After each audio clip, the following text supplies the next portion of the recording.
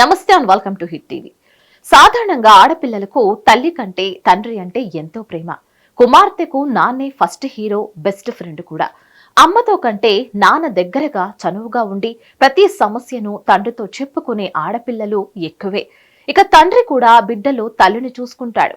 ఎవరి మాట వినని వ్యక్తి అయినా కుమార్తె కోసం తగ్గుతాడు. ఆమె సంతోషం కోసం ఏ త్యాగానికైనా రెడీ అవుతాడు. తండ్రి కూతుళ్ల మధ్య బంధం అంత బలంగా ఉంటుంది మరి. కానీ అక్కడక్కడ కొందరు రాక్షస తండ్రులు బిడ్డలు తారసపడుతూ ఉంటారు.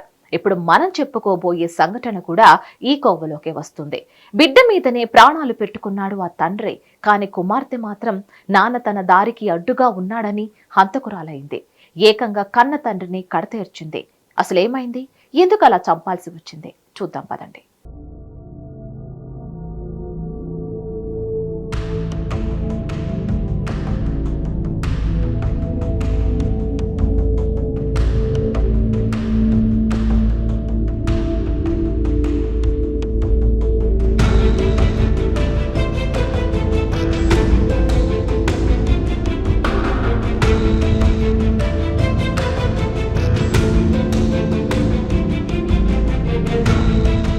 అన్నమయ్య జిల్లా మదనపల్లిలో ఎగువ కురవంగా ఆంజనేయ స్వామి గుడి సమీపంలోని పోస్టల్ అండ్ టెలికాం కాలనీలో దొరస్వామి అనే వ్యక్తి నివాసం ఉంటున్నాడు. అతడు స్థానిక జీఆర్టీ స్కూల్లో టీచర్ గా పనిచేస్తూ ఎంతో మంచివాడిగా గుర్తింపు తెచ్చుకున్నాడు. దొరస్వామి భార్య స్నేహ ఏడాదిన్నర క్రితం మరణించింది. వీరికి హరిత అనే 25 ఏళ్ల కూతురు ఉంది. భార్య చనిపోయిన నాటి నుంచి దొరస్వామి కుమార్తె హరిత ఆలనా పాలనా చూసుకుంటున్నాడు. హరిత కూడా బీఎస్సీ, బీఈడీ చదివింది. మరి కొన్నాళ్లలో దొరస్వామి రిటైర్డ్ కాబోతున్నాడు. రిటైర్మెంట్ డబ్బులతో బిడ్డకు పెళ్లి చేయాలని భావించాడు.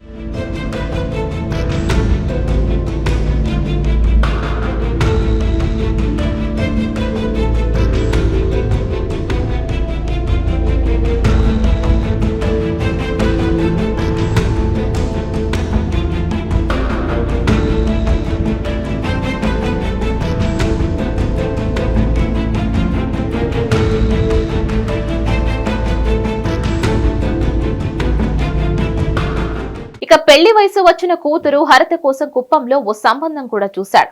అంతేకాక కుమార్తెకు కట్టంగా ఇవ్వడం కోసం 80 లక్షల విలువైన రూపాయల 2 అంతస్తుల భవనాన్ని కొనుగోలు చేసి బిడ్డ పేరు మీద రిజిస్టర్ కూడా చేయించాడు. మరికొన్ని రోజుల్లో కుమార్తెకు పెళ్లి చేయాలనే ఆలోచనలో ఉన్నాడు. అన్ని సవ్యంగా జరుగుతున్నాయనుకున్న సమయంలో అనూహ్యంగా 2 రోజుల క్రితం దొరస్వామి చనిపోయాడు. ఈ సంఘటన స్థానికంగా కలకలం రేపింది.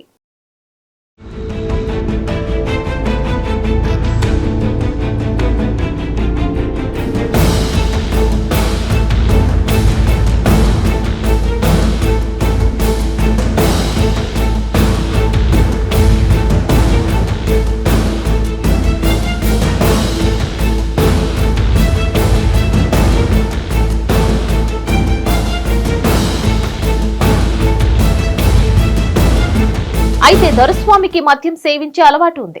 అందులో భాగంగానే ఓ రోజు రాత్రి మద్యం తాగి నిద్రపోయాడు. తెల్లారు చూసేసరికి రక్తపు మడుగులో శవమై కనిపించాడు. దాంతో చుట్టుపక్కల వారు దొరస్వామి మృతిపై మదనపల్లి పోలీసులకు సమాచారం అందించారు. ఘటన స్థలానికి చేరుకున్న పోలీసులు కేసు నమోదు చేసి దర్యాప్తు ప్రారంభించారు. కొన్ని ఆధారాలు కూడా సేకరించారు. ఇక ఇక్కడే ఉంది అసలు మ్యాటర్. దొరస్వామి మృతి చెందిన సమయంలో ఇంట్లో ఆయన కుమార్తె హరిత మాత్రమే ఉంది. దాంతో పోలీసులు ఆమెను ప్రశ్నించారు. ముందు ఇంట్లోకి ఎవరు ప్రవేశించి తండ్రిని హత్య చేశారని చెప్పిన హరిత పోలీసులు గుచ్చి అడగడంతో తానే తండ్రిని హత్య చేశానని వెల్లడించింది. తన తండ్రి దొరస్వామి తనపై లైంగిక వేధింపులకు పాల్పడడంతోనే ఈ పని చేశానని చెప్పుకొచ్చింది. కానీ పోలీసులు హరిత మాటలు నమ్మలేదు. ఆమె చెప్పే మాటల్లో ఏమాత్రం నిజం లేదని భావించిన పోలీసులు నిజం చెప్పమని బెదిరించడంతో అసలు విషయం కక్కేసింది. తానే తండ్రిని హత్య చేశానని జరిగిందంతా బయటపెట్టింది.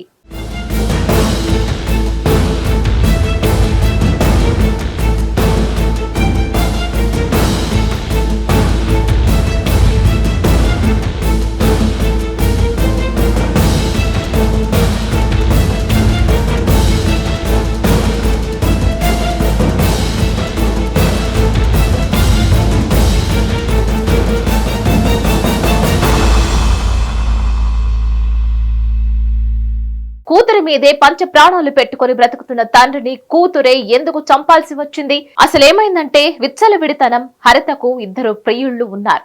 వారిద్దరితో ఇంట్లోనే రొమాన్స్ చేస్తుంది హరిత. ఒక రోజు ఒక ప్రియుడు, మరో రోజు ఇంకో బాయ్ ఫ్రెండ్ హరిత ఇంటికి వస్తాడు.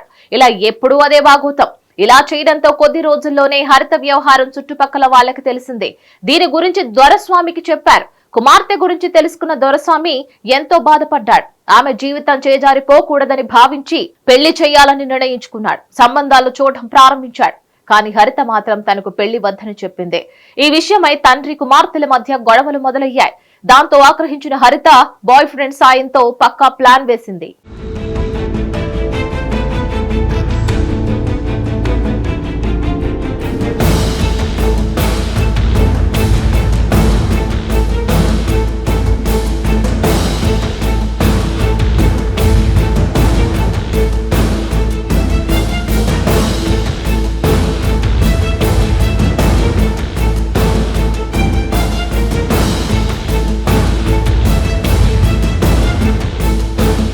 తండ్రిని చంపాలని నిర్ణయించుకుంది. తండ్రి హత్య కోసం హరిత పక్కగా ప్లాన్ చేసింది. ఇద్దరు ప్రియుళ్లలో ఓ ప్రియుడికి 10 లక్షల సుపారీ ఇచ్చింది కూడా. ఆ తర్వాత హత్య జరిగింది. అయితే దొరస్వామిని ఎవరు చంపారన్నది ఇంకా క్లారిటీ అయితే రాలేదు. ఎందుకంటే లవర్స్ లో ఒకడు హత్య జరిగిన సమయంలో తిరుమలలో శ్రీవారి దర్శనం కోసం క్యూ లైన్ లో ఉన్నాడు. మరో బాయ్ ఫ్రెండ్ ఎక్కడ ఉన్నాడో తెలియట్లేదు.